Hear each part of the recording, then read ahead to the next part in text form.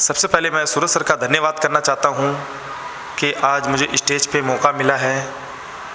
अगर आप कोई सिंगर बनना चाहते हो, अगर आप कोई डांसर बनना चाहते हो, अगर आप कोई इंग्लिश सीखना चाहते हो तो सूरज की सृष्टि के साथ जुड़िए।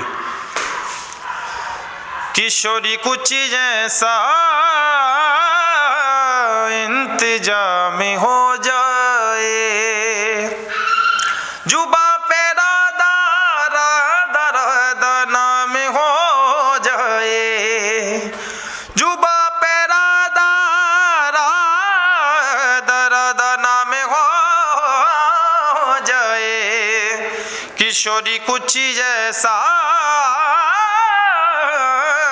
इंतजाम हो जाए, किशोरी कुछ जैसा इंतजाम हो जाए।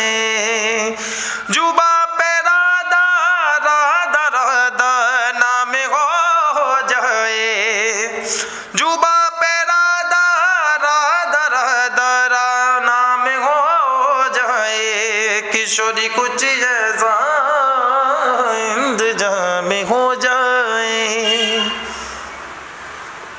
धन्यवाद।